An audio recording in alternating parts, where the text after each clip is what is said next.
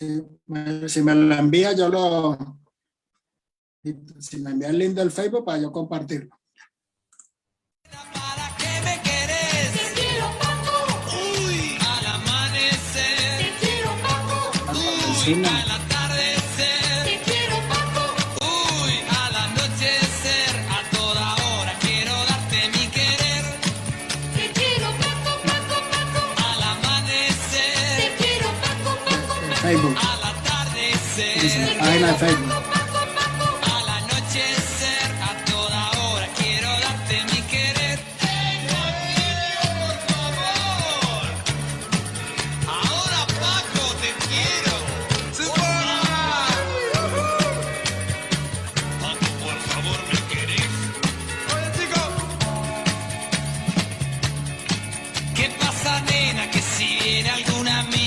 Deja de hablar conmigo, no sé por qué.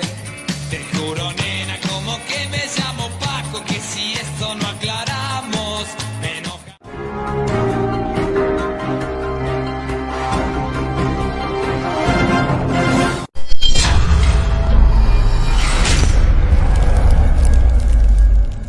WhatsApp puede ser. Muchas gracias.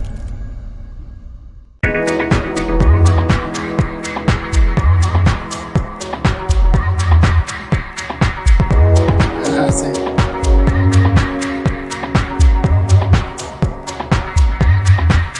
Eso se lo acabo de enviar ahí. Sí, perfecto.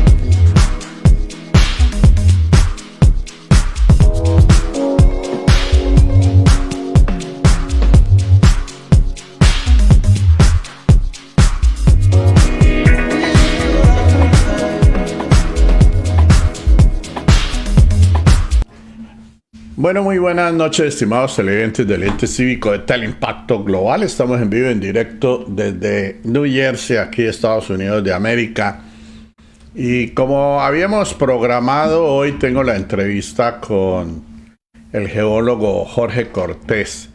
De todas maneras, yo quiero comenzar, antes de comenzar esta entrevista con él, quiero comentar y de todas maneras felicitar al alcalde de Duitama y sobre todo al alcalde de Tuta, de Garagoa, de Moniquirá, allá en Boyacá, y además que el gobernador también pues los ha felicitado por tomar la determinación de suspender las ferias y fiestas de esos municipios, porque sencillamente están subiendo los casos de coronavirus y sobre todo por el Omicron.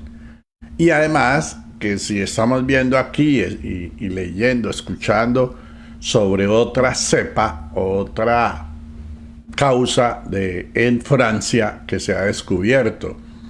De todas maneras son varias cepas que, como el Omicron, que da únicamente dolor de cabeza, dolor de garganta y desgano. O sea que esos son los síntomas, como una gripa. Entonces ahí es donde nosotros debemos empezar a distinguir todas estas situaciones y a no creer en todas esas falsas noticias de unos grupos que a veces dicen que no, que eso son mentiras, que eso es porque la Organización Mundial de la Salud quiere encerrarnos nuevamente. No, lo que pasa es que aquí hay que cuidar la salud de todo un pueblo. Aquí en Estados Unidos están también, están muy asustados, podríamos decir, en un término común de nosotros. Entonces, sencillamente, esa es una de las cuestiones que debemos tener en cuenta, estimados televidentes. Hoy empezamos un poco tarde, desafortunadamente, porque se nos presentó un problema en la plataforma, pero quiero comentarles, había dicho que hoy a las 7 de la noche, son las 9 de la noche, el editor del programa estaba en otras actividades y hasta que no llegó él y cuadró toda la plataforma, estimados televidentes.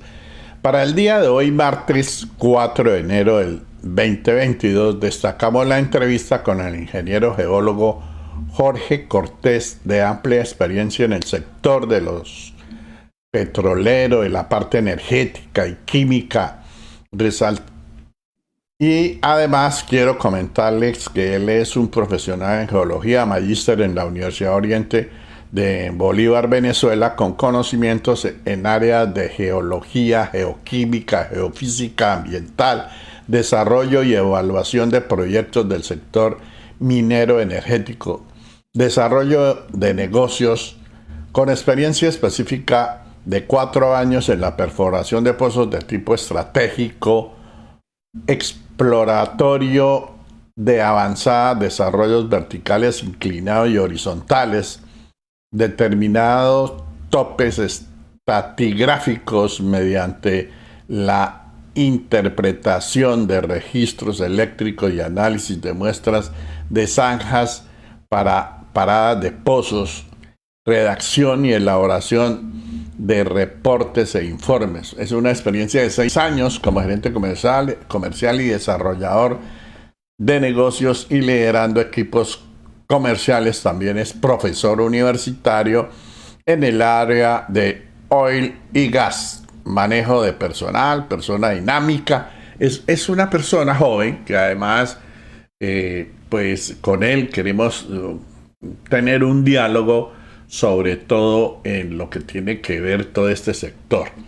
De todas maneras, muy buenas noches, estimado ingeniero Jorge Cortés, ¿cómo está usted?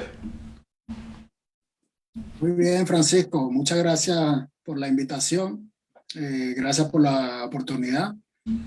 Ahorita aquí en Bogotá con un poquito de calor, pero bien.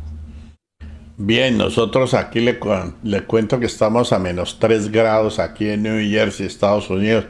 De todas maneras, yo sí quisiera sí, claro, mucho frío. Yo sí quisiera pues que usted nos comentara pues cómo ve su profesión y cómo ve todo el desarrollo que ha venido trabajando allí en Bogotá y además, digamos, en el concepto de ser profesor universitario. ¿Qué nos puede comentar de su vida y cómo ha desarrollado todo este trabajo?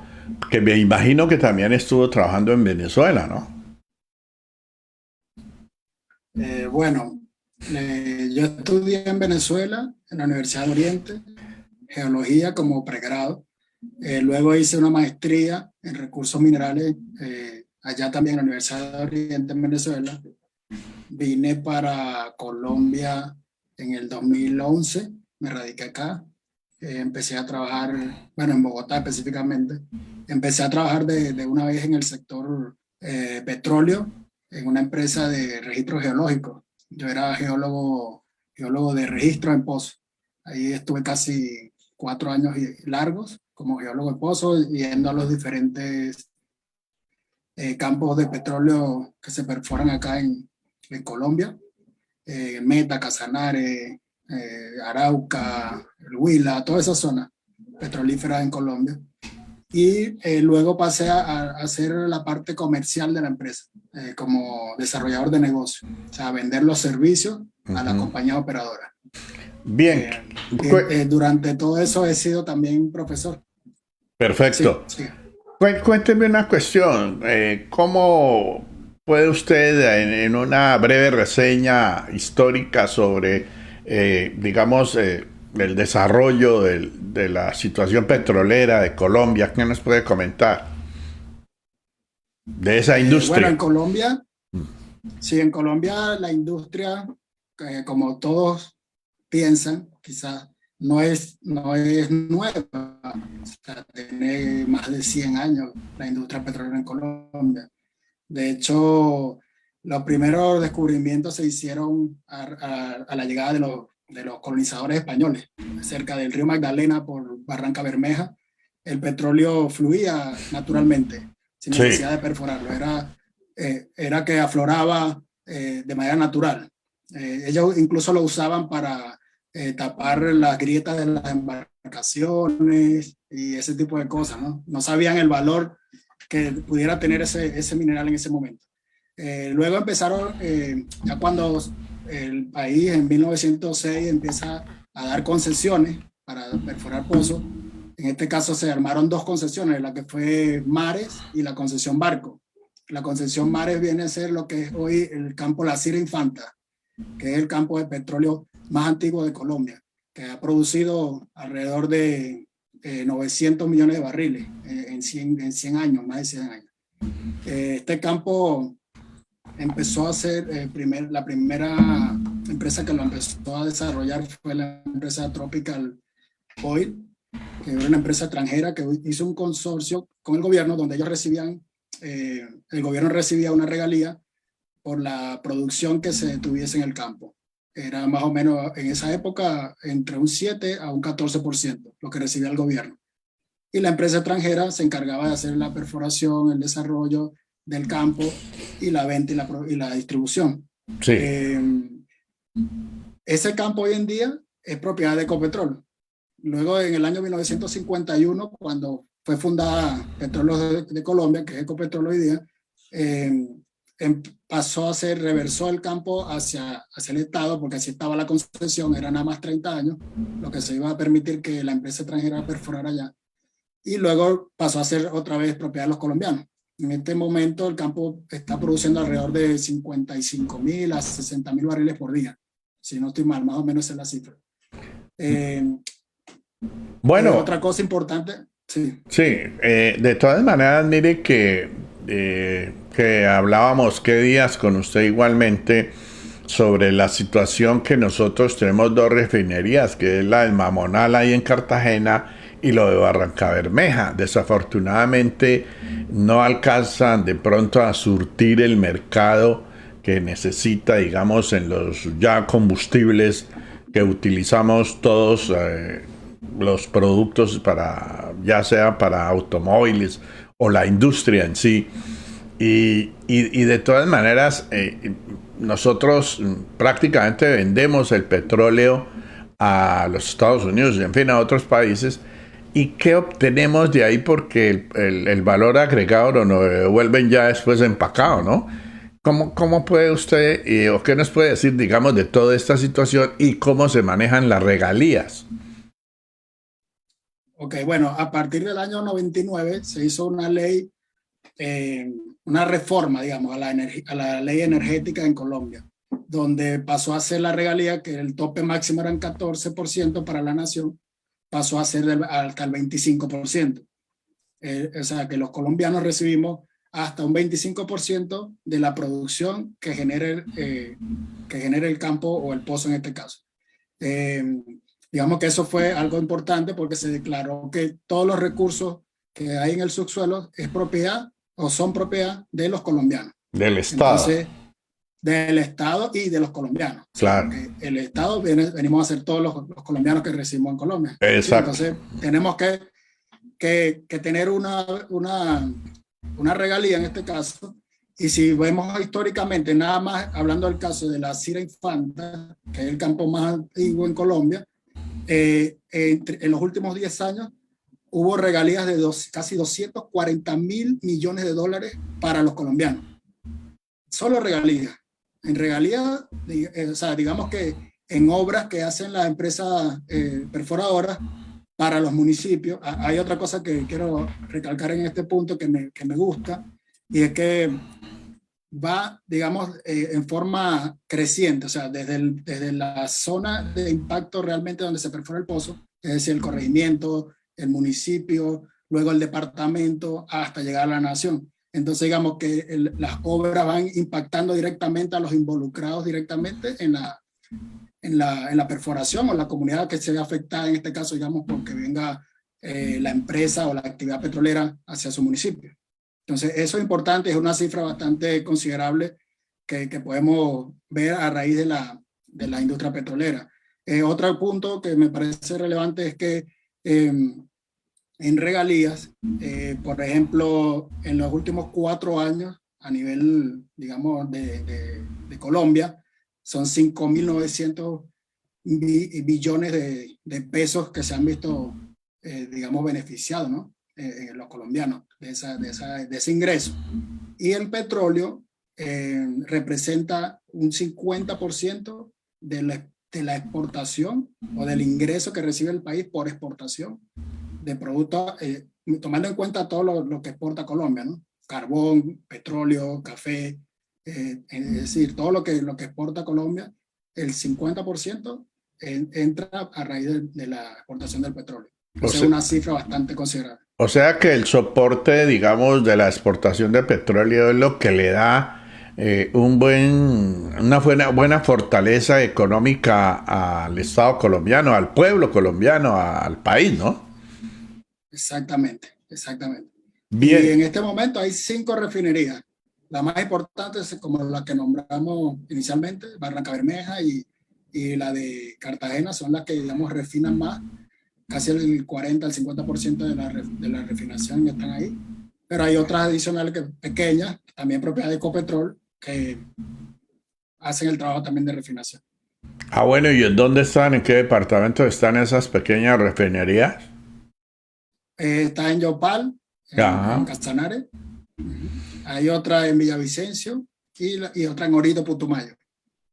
Ah, bueno, pero de todas maneras entonces se está refinando, pero no alcanza el mercado de, digamos, de todos esos productos que sacan, no alcanzan para el consumo colombiano y tienen que pronto otra vez salir a comprar al mercado para que nos lo devuelvan o qué.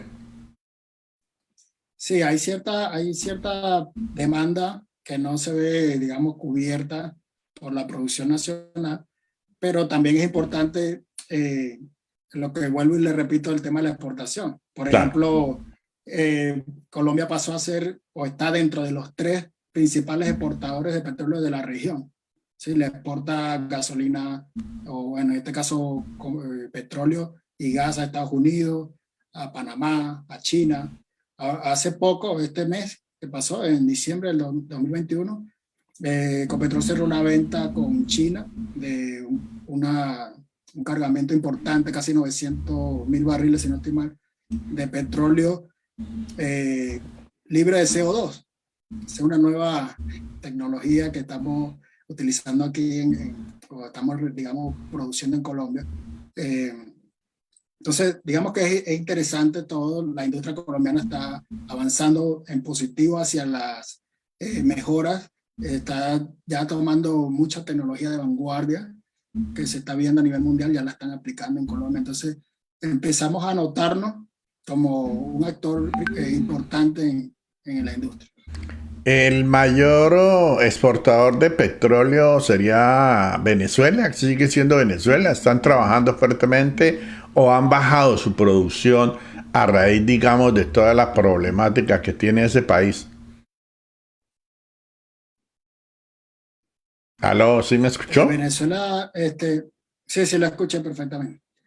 No, Venezuela de hecho nunca ha sido el principal exportador. El principal exportador es Arabia Saudita. ¿Sí? No, pero Luego, de aquí en Latinoamérica también. de la región. Ok. Sí, bueno, el principal en este momento es México. ¿Sí? Ah, Venezuela, cifras oficiales, estaría exportando alrededor de entre 900 a 1 millón de barriles diarios, que para hacer, o sea, para el estatus que tenía petrolero, que tenía Colombia, perdón, Venezuela, es muy poco, porque hablamos de que Colombia produce 740.000 barriles más o menos por día. Entonces, sí, o sea, ha bajado muchísimo a raíz de las políticas que se han implementado en ese país y, y esa es la situación actual de Venezuela. ¿Me puede decir cuáles son los principales productores en Colombia de petróleo o los departamentos, pues, que están, digamos, y donde hay pozos perforados? Por ejemplo, en lo que yo entiendo, en Boyacá han frenado esa perforación, a pesar de que han hecho estudios, ¿no? Sí, el principal departamento es el Meta. El Meta produce casi el 51% de la producción, valga la redundancia, de petróleo en Colombia, seguido de Casanare, y así hasta llegar al Huila, que es el que menos produce, digamos que está entre esos cinco, ¿no? Santander, Arauca. Y allí en Puerto Boyacá, que antes estaba la Petroleum Company, cuando yo era pelado hace infinidad de años, allí qué había o qué existía, ahí había perforaciones en el territorio de Vázquez, que se llamaba en esa época. Sí, Velázquez, Campo Velázquez. Sí, Sí, bueno, ese campo ahorita, los dueños de ese campo es la empresa Manzarrobar, una empresa china. Ellos son los propietarios de ese campo, son los que están produciendo ahí. Hay otras empresas más pequeñas, digamos que no llegan a producir cantidades como para estar dentro del top de las empresas productoras privadas en Colombia, pero hay otra empresa que es una especie de unión temporal, como un joint venture que se hizo con Ecopetrol, que están perforando un campo que se llama Palagua, que queda en Puerto Boyacá, y ahorita tienen dos torres de perforación en este momento. bien. ¿Qué capacidad, digamos, a futuro tiene Colombia y hasta cuándo tendrá, digamos, esas reservas? Usted como profesor y toda esta situación que conoce de la parte petrolera, ¿qué nos puede comentar? Hay dos tipos de reservas, bueno, hay varios tipos de reservas, pero digamos que las reservas que se utilizan para eh, prever o proyectar cuánta vida petrolera tiene un país son las reservas probadas, ¿no? En Sí. este caso, si tomamos en cuenta el nivel de producción diario que existe hoy día, hoy 4 de enero del 2022, podemos proyectar 6 años, 5 o 6 años de producción en Colombia. Eso es de reservas probadas, o sea, de lo que sabemos que existe en este momento. Pero hay un potencial, hay reservas potenciales, que estamos hablando de 32.000 o 36.000 millones de barriles, que eso son cifras de la Agencia Nacional de Hidrocarburos, que es el ente que, digamos, regula o se encarga de ser el árbitro, el que hace las normas, digamos, para dar concesiones y demás, que prevé que puede estar alrededor de esa cifra. Y si es así, estaremos hablando de unos 50 años más de petróleo en Colombia. Esto es tomando en cuenta de que no se haga una exploración más, de que no se consiga un yacimiento nuevo y solo tomando lo que conocemos hoy en día. Bien, vamos como a la par con el gas natural, ¿no? Porque tiene, digamos, una vida en Colombia el gas natural como de 6 años, pero también tienen que seguir explorando por lo menos para sacar ese gas natural, ¿no? Exacto, sí, de hecho ahorita se ha volcado mucho la, la producción han enfocado sus esfuerzos hacia el gas, sobre todo en la zona de Sucre, Montería, toda esa zona de allá, Córdoba también, eh, porque hay un potencial gasífero importante eh, y digamos que está como virgen en Colombia. Nada más estamos produciendo hasta el año pasado 1 millón de pies cúbicos. Sí, estamos produciendo 1 millón de pies cúbicos de gas promedio por día. Entonces estamos hablando de que una producción relativamente pequeña. Uno piensa que el principal productor y además productor y todo lo que tenga que ver con el petróleo es Ecopetrol, pero hay más empresas productoras de petróleos aquí, pues allá en nuestro país. Exactamente. Ecopetrol es la principal, obviamente porque Ecopetrol hace también contratos de participación con otras empresas donde dividen regalías, algunos hacen la parte técnica, ellos hacen la parte, digamos, de venta. Entonces, Ecopetrol ha hecho una buena sinergia y unos buenos contratos a mi criterio. Y en este momento, más del 50% de la producción nacional viene siendo de Ecopetrol. 440, 450 mil barriles por día, en promedio. Pero hay otros jugadores que, digamos, entre comillas, son pequeños, que está lo que era antes Pacific Rubiales Energy, que ahora es Frontera Energy, está Geopar, está Oxy, que era la empresa que era socia de Ecopetrol en la Sierra Infanta. Oxy vendió su operación en Colombia, pasó a ser parte ahora de una empresa que se llama Sierra Col, pero siguen manteniendo la producción. Entonces, más o menos son 5 empresas importantes, digamos, las principales o las más grandes. Gran Tierra también está ahí dentro de esas 5, que son las que más producen. Los británicos ya se fueron, que estaban ahí en Colombia también con la Briggins. ¿El BP? Sí, el BP. Sí. Ellos se fueron, ¿no? Okay, ellos vendieron unos activos que tenían en un campo que se llamaba, si no estoy mal, Cusiana. Sí, Cusiana. Llanos.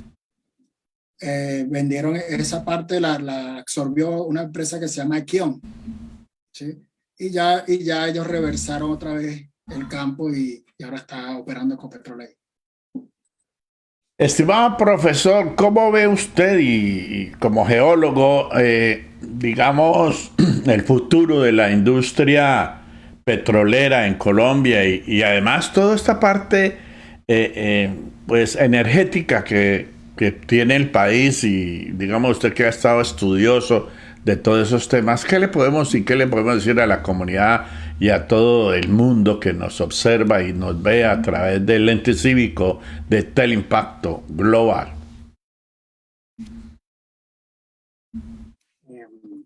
Bueno, la industria petrolera es una muy buena fuente de ingresos.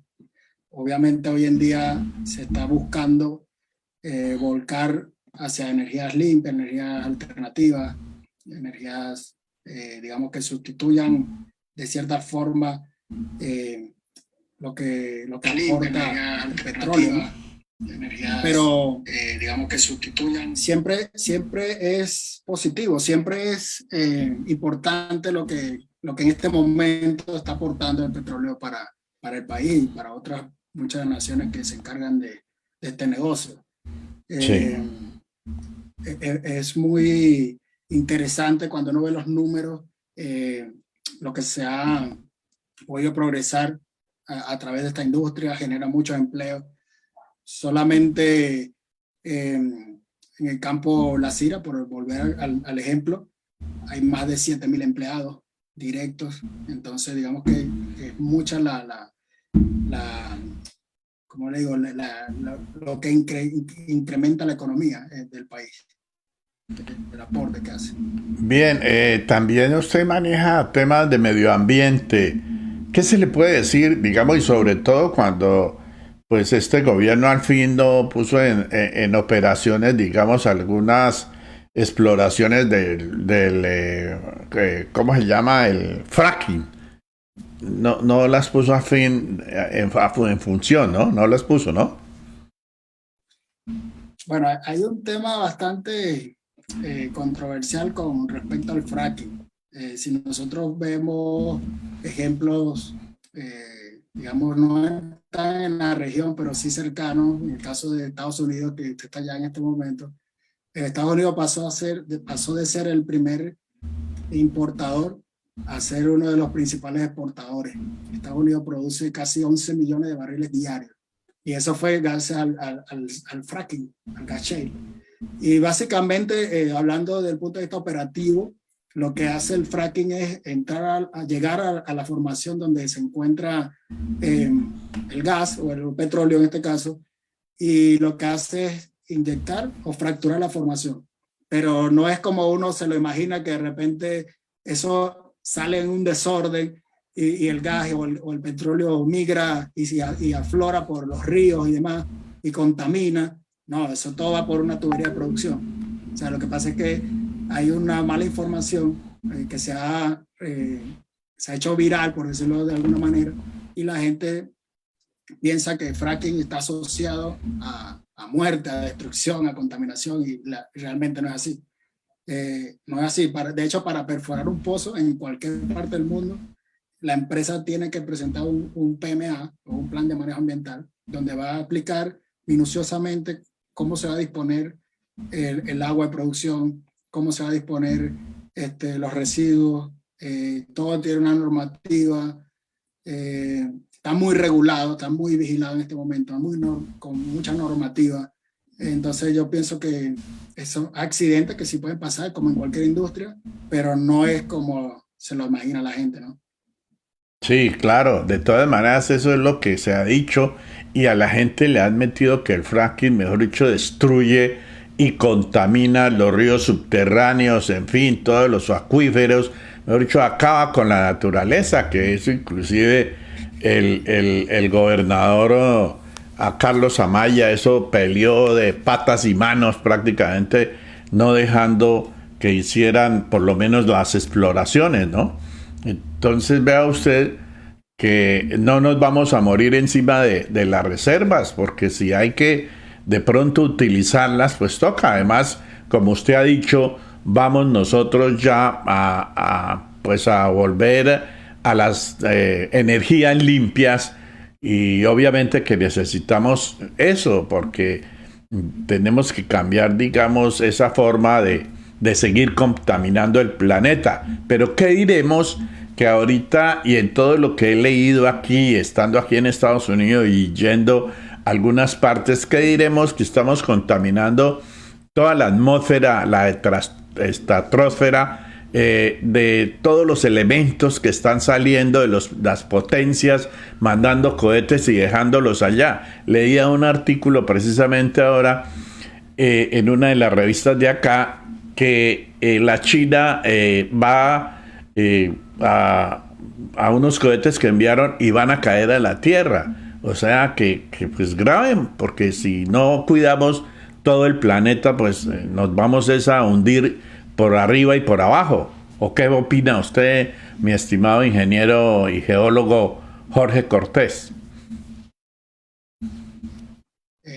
Bueno, cuando se involucra la política en la industria, en cualquier industria, siempre se va a ver, digamos, como el lado donde afecta al político, ¿no? Entonces, a mí me parece, a mi opinión muy personal, espero que no vayan a crucificar por esto. Yo creo que se ha politizado mucho el tema del fracking, por volver al ejemplo, pero no es así. No, ahí está como satanizado, digamos. Ahora para tú emprender una exploración petrolera, hay que por ley hacer una consulta a la comunidad. Pero entonces la comunidad quizás le haga falta un poco más de información técnica para poder emitir el voto, ¿no? Entonces ahí es donde se empieza a politizar el tema de la industria y es donde pierde el objetivo, el norte de lo que realmente es. Con respecto a la contaminación, les comento que la industria petrolera no es la que más contamina o más recursos hídricos dispone para su funcionamiento. Es la agricultura, es la empresa papelera, la que hace hojas de papel, féculas y demás, consumen muchísima más agua y dispone de mucha más agua o vierte mucha más agua hacia los cauces naturales, en los ríos y demás. Y se cree que la industria petrolera es la que más afecta. De hecho, por ejemplo, en los casos de Campos Rubiales, darle un ejemplo que ahora pasó a ser parte de Ecopetrol, nuevamente reversó, ellos perforan pozos para inyectar el agua que sacan de los pozos de petróleo. Entonces imagínense el tema de responsabilidad social y demás. Sacan el agua de producción, la inyectan para hacer que el pozo produzca más petróleo. O sea, es como un mecanismo de producción, ¿sí? Entonces, no es tan así. La industria petrolera está planificada, está estudiada, se han traído muchos profesionales con muchas experiencias de otros países también, como a hacer compartir esa sinergia, ese aporte de tecnología y de conocimiento, y esas buenas prácticas se han venido implementando en Colombia y a raíz de eso Colombia ha subido mucho su producción. Además que se necesita es sembrar carbono, ¿no? Para que se renueve toda la naturaleza, toda la tierra, ¿no? Sí, hay dos protocolos que se firmaron en función de mitigar el cambio climático, que fue el protocolo de Kioto en el 2002, y luego se reafirmó en Copenhague, en Dinamarca. Lo que básicamente consiste en que los países que más contaminan, por darle un ejemplo, China, así que es el gigante industrial con la industria del acero y demás. Sí, Ellos en teoría pagan a los países que tienen terrenos o selvas vírgenes para que siembren más árboles y estos consuman, es como un juego cerrado, digamos. Ellos consumen el CO2 que produce China y botan el oxígeno que es digamos, el resultado de la fotosíntesis, ¿no? Del árbol. claro, pero Entonces, hay muchas formas, ¿no? esa es la parte beneficiosa que tienen que hacer las industrias. Exactamente, es que al final, pues estamos en un planeta donde todos coexistimos y hay que buscar cómo coexistir, ¿no? Y bien, o sea, vivir bien. Entonces, a mi criterio, todo lo que sea industria, que no solo petróleo, sino cualquier industria que genere empleo, que tenga un mínimo impacto o un impacto mitigable en el ambiente, a mi juicio, bienvenido. Todo es contaminación. Usted, por ejemplo, dice, vamos a hacer un parque eólico y coloca las turbinas eólicas y es contaminación visual. O de repente Claro. ahí no hay, tienes que, entonces todo contamina, ¿sí? O produce un ruido, o lo ves, o de repente hay otras tecnologías limpias como la ondimotriz, que son unas poleas, unas turbinas que se colocan en el agua y ellas giran digamos, la corriente marina y generan electricidad, pero entonces también contamina porque botan residuos, aceites, demás. Todo contamina, unas más que otras. Claro, Hay que ver cuáles producen dinero y bienestar. sí, claro que de todas maneras uno es donde se da cuenta que la energía, la hidroeléctrica, igualmente una hidroeléctrica está produciendo a través de las turbinas y a través de otros aparatos y que necesitan ser inyectados de pronto con aceites, en fin, con grasas, todo eso está contaminando, no es que sea tan súper limpio todo en este planeta y más que todo cuando las ciudades crecen, todo crece y se necesita inclusive más energía, ¿no? El propio ser humano, el producto de la respiración es CO2. O sea, aquí todos estamos contaminados de alguna manera. Claro, Entonces, yo pienso que es un poco más otra vez, de política, dependiendo de con cuál sea el enfoque que le quieras dar. Y al final todo contamina, hasta nosotros. claro, lo que son las heces de uno, de los animales, en fin, todo eso es una contaminación. Y vea que hay uno de los candidatos que por ahí están aspirando a la presidencia en donde dice que va a frenar toda la producción de petróleos, o sea, nos vamos a volver un país bien pobre, porque si recibimos más o menos un 50% de la fortaleza de la economía del país, pues ¿cómo quedaríamos? Esa es una buena pregunta para hacerse al candidato, Sí. porque el café, que es el tercero o el cuarto producto de más cantidad, digamos, de exportación de Colombia, no llega al 4, al 3% del ingreso, ¿no? Por exportaciones. Entonces hay que ver qué industria puede sustituirla de pleno sin un plan, digamos, a futuro o al mediano o corto plazo, como para decir que yo voy a cortar hoy la exportación por petróleo. Hay que buscar el recurso por otro lado. Además dice, el hombre dice que los aguacates. ¿Qué tal? Bueno, es una gran cantidad de aguacate. Usted prácticamente sus padres son cartageneros. ¿Cuánto lleva ahí en Bogotá usted, pues, en Stan Líderes trabajando y de todas maneras, cuál es la experiencia que le podemos decir a todos los jóvenes? Usted es una persona joven en estas cuestiones y además yo sé que, por ejemplo, para la exploración exploración y explotación de un pozo petrolífero, sencillamente necesitan de un grupo de profesionales como ingenieros ambientales, como economistas, como todo, mejor dicho, una trayectoria en casi todas las profesiones, ¿no? Eso es muy acertado. Bueno, le respondo lo primero. Sí, mis padres son de Cartagena. Ellos fueron a Venezuela por trabajo. Yo nací allá junto con mis hermanas y me formé allá también como profesional. Y luego vine a ejercer la profesión aquí en Colombia. Ya voy para 12 años, digamos, en el ámbito del petróleo y la industria.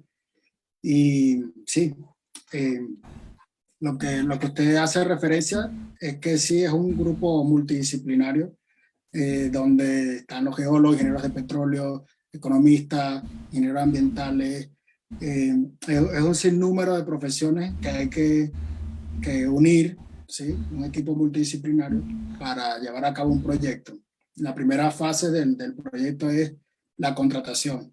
La Claro, NH hace unas rondas de licitaciones donde ofrece sus bloques, muestra, ellos tienen un grupo también interno donde hace un estudio primario, por decirlo así, donde dice este campo tiene tal área y tiene estos prospectos y lo estamos licitando. Entonces las empresas privadas hacen una oferta y al que se le adjudique el bloque tiene que presentar luego un plan para explorarlo y desarrollarlo.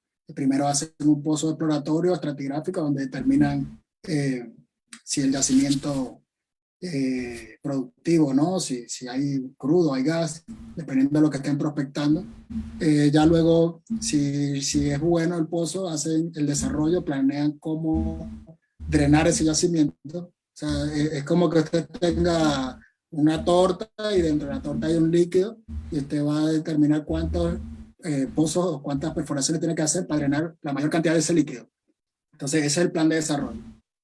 claro. Y ya luego viene la fase de transporte, refinación, si lo van a refinar o si lo van a exportar como crudo. Vea usted que cuando hay una exploración y una explotación de un pozo y ya se termina, digamos eso, ustedes tienen que hacer un plan de abandono de ese pozo y mejor dicho, deben dejar digamos, esa exploración o esa explotación, mejor aún, para que no nadie vaya de pronto a meter las manos allá, ni mucho menos, y a seguir de pronto, que ahí sí pueda contaminar o presentarse algún problema. Ese plan de abandono está establecido en todas esas contrataciones que tienen que hacer, ¿no?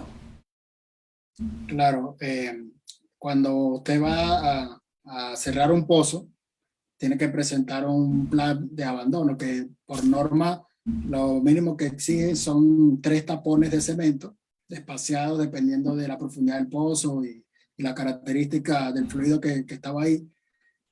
Hacen esos tapones, los inyectan, o sea, bombean los tapones por el casing de producción y luego que esté fraguado el cemento, en la parte de arriba colocan literal una lápida como si fuera un difunto que hay ahí. Dice el pozo, cómo se llamaba el pozo, cuándo empezó, cuánto produjo, de quién era el pozo, a qué empresa pertenecía y cuándo murió, por decirlo así. Queda tal cual como una lápida de un cementerio. Es de hierro, ¿no? Tiene mucha vida útil. De hecho, ahorita, para hacerle un comentario sobre este punto, hay muchos pozos que fueron abandonados y en este momento están dentro de los ríos.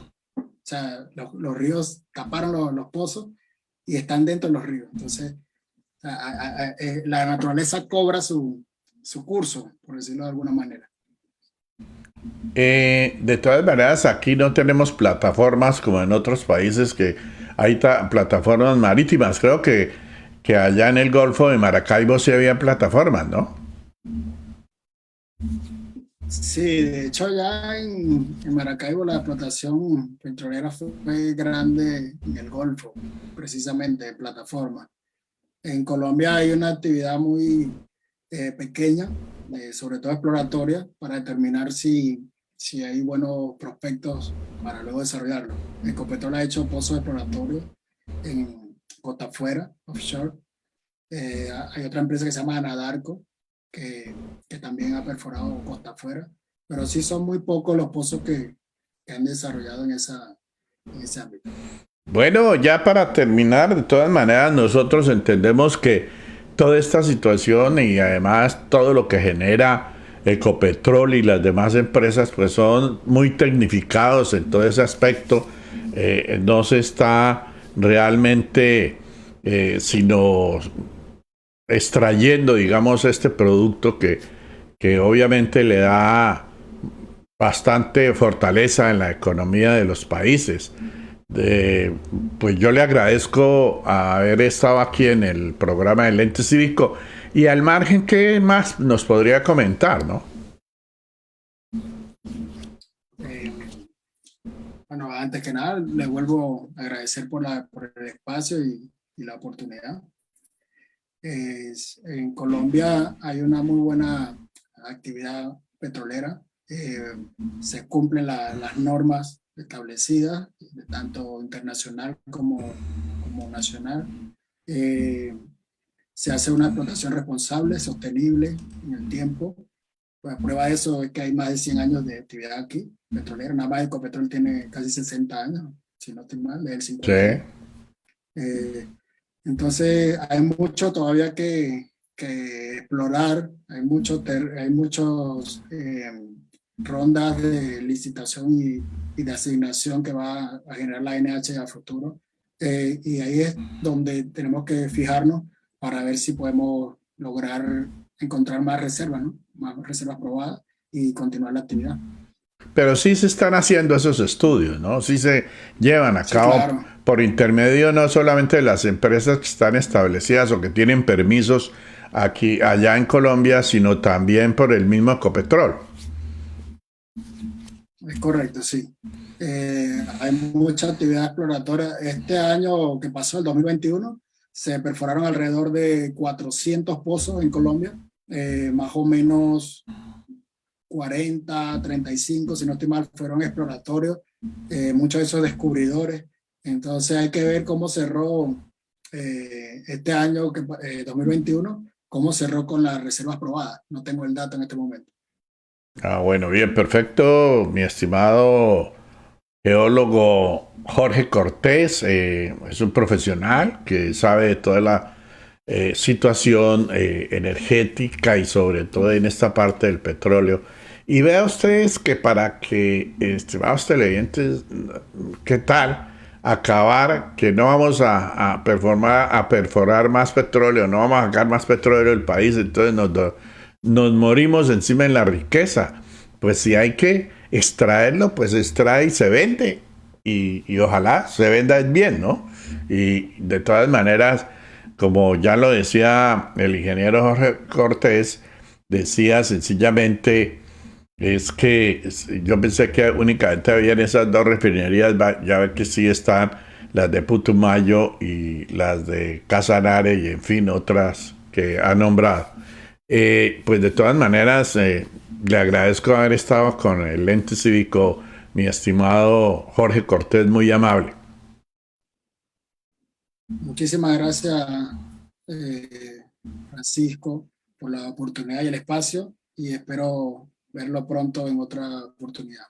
No, y cuando usted desee y comentar algo, pues ya quedamos conectados a través de una colega también periodista, quien me lo ha presentado, y de todas maneras muy interesante saber de expertos toda la situación pues que tiene que ver con este recurso que nos favorece a muchos países, porque aquí en Latinoamérica ¿quiénes más exportan o hacen perforaciones de petróleo en lo que es, por ejemplo, Sudamérica? Venezuela, Ecuador, Perú, Colombia, pero digamos que los principales son Colombia y Venezuela. Bueno, bien, perfecto. Bien, mi estimado Jorge, muy amable y muy gentil. De todas maneras estaremos pendientes.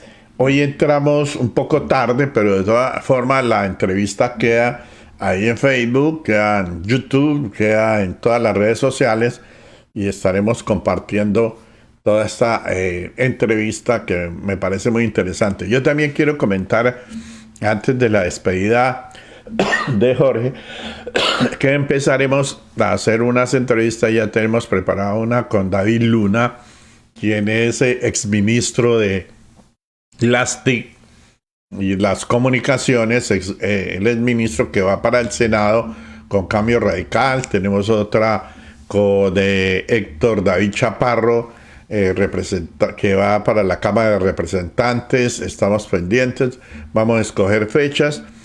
Pues pueda que yo no esté haciendo el programa continuamente estos días porque pues estamos de vacaciones, pero por la parte política sí me interesa saber, y ojalá que la comunidad, la gente vote bien este mes de marzo, que son las elecciones para el Congreso de la República, y votemos bien. Y ahí van a escoger también algunos candidatos que están en esos grupos para sacar candidatos por grupos a la presidencia de la República. Mi estimado Jorge Cortés, muy amable, muy gentil a través del Ente Cívico. Gracias a usted. Muy buenas noches. Bueno, muy buenas noches, estimados televidentes. Seguimos aquí en vivo y en directo llevando nuestro programa. Vámonos con esta comunicación. Nos vamos ya con el cierre y estaremos dispuestos a esta semana, y yo lo comunicaré a través de el Facebook, qué entrevistas vamos a destacar en esta semana aquí desde los Estados Unidos de América. Mucha gente me ha preguntado que qué pasa, que cuando me devuelvo para Duitama, que hago falta. Pues algunos, ¿no? O muchos, porque otros no quieren que regrese. Bien, estimados. Entonces, nos vamos. Muy buenas noches, estimados televidentes. Y vuelvo y recalco, muy bien por las decisiones de los alcaldes de Garagoa, de Moniquirá, de Tuta, de otros municipios, porque realmente, y ojalá esa plática la inviertan bien, del alcalde David Ortega. Las fiestas de Duitama prácticamente empezaban mañana y terminaban hasta el fin de semana. Muy bien por esa decisión, porque es que hay que cuidar primero la población, hay que primero cuidar la salud del pueblo, y sencillamente eso es lo que nosotros debemos tener en cuenta, estimados televidentes. Entonces, igualmente el gobernador pues estaba muy satisfecho de que hubieran tomado esa decisión. Hay una cosa, aquí los casos en Estados Unidos han subido bastante. Y vea, les doy un dato antes de retirarme. Ahí se puede quedar un momentico ahí, mi estimado Jorge, mientras doy el dato aquí. No hay problema. Hay un dato aquí. Mire, el coronavirus. Póngale cuidado. El coronavirus en Colombia, 12.353 nuevos contagios. Este martes ya van 5.203.374 los colombianos recuperados del COVID-19 ascendieron a 4.990.966. O sea, que estamos graves. Casos nuevos, 12.353. Vamos a ver si me llegó el dato de Boyacá. Con eso, de una vez damos el dato en Boyacá, cómo estamos, porque estamos subiendo, pero fuertemente, estimados. Sí, ya me llegaron. Ayer teníamos casi 300 casos positivos. Hoy por lo menos dice a la fecha, hoy es 4, sí, efectivamente hoy es 4. A la fecha, el departamento hay 107.994 casos confirmados, 104.359 recuperados y 2.586 fallecidos. Dice Tunja, 4 de enero del 2022, la Secretaría de Salud del Departamental confirma 117 nuevos casos del COVID-19 de Boyacá, de los cuales 48 son de Tunja. Esto es del aguinaldo boyacense, así nomás. Ayer eran 300, en fin, eso va subiendo. 18 en Sogamoso, 14 en Duitama, 6 en Chiquinquirá, 6 en Paipa, 4 en Villa de Leyva, 3 en Santa Rosa de Viterbo, 3 en Nopsa, 2 en Macanal, 2 en Labranza Grande, 2 en Cómbita y un caso en Garagoa, Tensa, Tibaná, Topa, Gacerín, Zaguateque, Zamacá y Pesca. Asimismo se reportan 2 defunciones en los municipios de Duitama y Sutatensa. Entonces vamos mal. Y aquí en los Estados Unidos están graves, estimados televidentes. Y eso es muy malo. Yo tenía los datos de aquí de los Estados Unidos, pero no, pues de todas maneras, por las noticias y todo lo que transmiten, y además con estas nevadas, pues grave. Bien, estimados televidentes, muy amables, muy gentiles, mi estimado Jorge Cortés, ingeniero geólogo, muy gentil, muy amable. Hasta luego, muchas gracias.